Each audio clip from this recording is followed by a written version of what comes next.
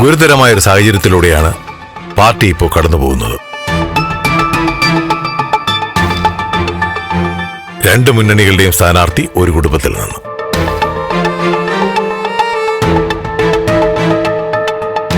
നമ്മുടെ കുത്തക വോട്ടുകൾ തന്നെ ഭിന്നിച്ചു മാറാനുള്ള സാഹചര്യങ്ങൾ കാണുകയാണ്.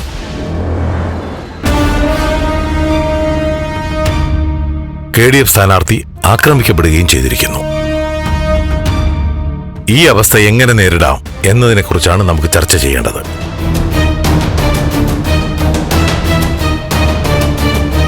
ഇതിന് മറുപടി പറയേണ്ടത് സിദ്ധാർത്ഥൻ സാറാണ്. ഞാനെന്താ പറയേണ്ടത്? സിദ്ധാർത്ഥൻ ക്ഷുഭിതനായിട്ട് കാര്യമില്ല.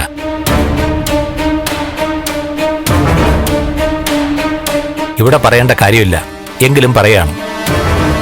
നമ്മുടെ ഘടകകക്ഷിയിലെ മുതിർന്ന മന്ത്രിയുമായിട്ട് സംസാരിച്ചപ്പോ അദ്ദേഹം പറഞ്ഞത് സിദ്ധാർത്ഥന്റെ പിടിപ്പുകേടെന്നാണ്. ആരാത് പറഞ്ഞത്? മന്ത്രിയുടെ പേരും കൂടെ പറ. എനിക്ക് മറച്ചു വെക്കേണ്ട കാര്യമില്ല, വറീദ് കുട്ടി സാഹിബ് തന്നെ.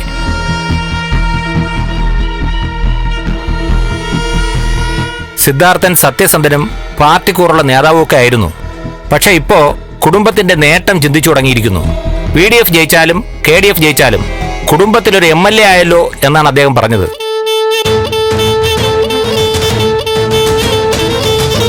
പ്രഭാവതി മേഡം ആശുപത്രിയിലായത് തന്നെ സിദ്ധാർത്ഥൻ സാർ തയ്യാറാക്കിയ ഒരു നാടകമാണെന്ന് പറയാൻ കഴിയില്ല.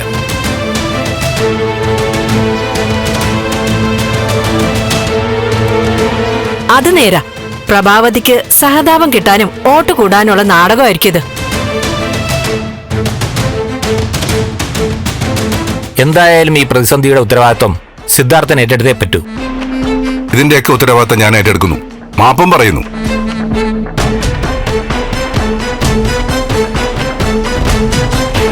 ആരോപണങ്ങളെ എതിർക്കാനോ സ്വയം ന്യായീകരിക്കാനോ ഇല്ല. ഏകപക്ഷീയമായി കീഴടങ്ങുന്നു. സിദ്ധാർത്ഥൻ വികാരം കൊണ്ടിട്ട് കാര്യമില്ല. പ്രവർത്തകരുടെ ആരോപണം പാകതയോടെ നേരിടണം. എന്റെ പാകതയെക്കുറിച്ച് പാർട്ടി എന്നെ സംശയിക്കുമ്പോ തർക്കിച്ചിട്ടോ ന്യായീകരിച്ചിട്ടോ കാര്യമുണ്ടോ? കീഴടങ്ങൽ അതേ ഉള്ളൂ എനിക്ക് ചെയ്യാൻ പറ്റുന്നേ. സിദ്ധാർത്ഥൻ സാറ് അങ്ങനെ കീഴടങ്ങേണ്ട ഒരാളല്ല.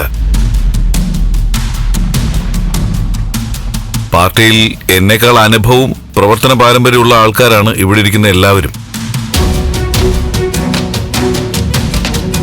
സിദ്ധാർത്ഥൻ സാറുമായി കുറച്ചു കാലത്തെ പരിചയം എനിക്കുള്ളൂ. പക്ഷേ സിദ്ധാർത്ഥൻ സാറിനെ പോലുള്ളവരാ പാർട്ടിയിലെ വിളക്കും വെളിച്ചവും. പ്രഭാവതി മാഡം മത്സരിക്കുന്നതിന് സിദ്ധാർത്ഥൻ സാർ എങ്ങനെ ഉത്തരവാദിയാവും? സ്വതന്ത്രമായി ചിന്തിച്ച് മുന്നണിയും പാർട്ടിയൊക്കെ മാറുന്നത് തെരഞ്ഞെടുപ്പ് കാലത്ത് ഒരു പതിവല്ലേ? വീട്ടുകാരുടെയും ബന്ധുക്കളുടെയൊക്കെ ചെയ്തികൾക്ക് നമ്മൾ ഉത്തരവാദികളാവില്ല. സിദ്ധാർത്ഥൻ സാറ് പാർട്ടിക്കെതിരെ പ്രവർത്തിച്ചു എന്ന് മാത്രം ചിന്തിച്ചാൽ പോരെ?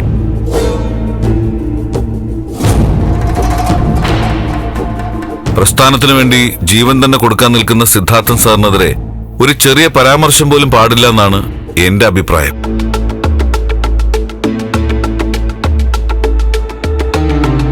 ത്യാഗരാജൻ പറഞ്ഞതിലും കാര്യമുണ്ട്. പക്ഷേ പാർട്ടിയിലെ പ്രവർത്തകരുടെ വികാരങ്ങൾ സിദ്ധാർത്ഥിനെ അറിയിക്കേണ്ടതുണ്ട്. അതുകൊണ്ടാണ് നാം ഈ വിഷയം ഇവിടെ ചർച്ച ചെയ്തത്.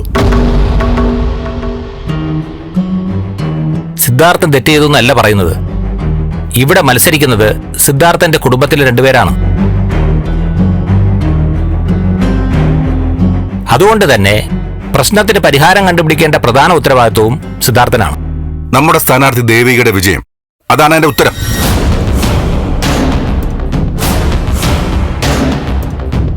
എന്റെ പാർട്ടിയിലെ കുറച്ചു പേർക്കെങ്കിലും എന്നെ സംശയം വന്നിരിക്കുന്നു. അതിന് ഞാൻ അവരെ കുറ്റപ്പെടുത്തുന്നില്ല.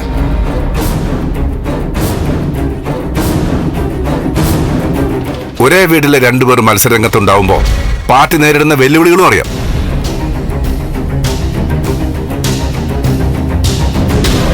എന്തായാലും എന്റെ ഭാര്യ KDF പക്ഷത്തേക്ക് പോയതുകൊണ്ട് തന്നെ ദേവികയുടെ വിജയം ഉറപ്പിക്കേണ്ടത് എന്റെ കടമയാണ്. ദേവികയ്ക്ക് തെരഞ്ഞെടുപ്പ് വിജയം കിട്ടിയില്ലെങ്കിൽ എന്റെ രാഷ്ട്രീയ ജീവിതം ഉപേക്ഷിക്കുമെന്ന് ഞാൻ വാക്ക് തരുന്നു.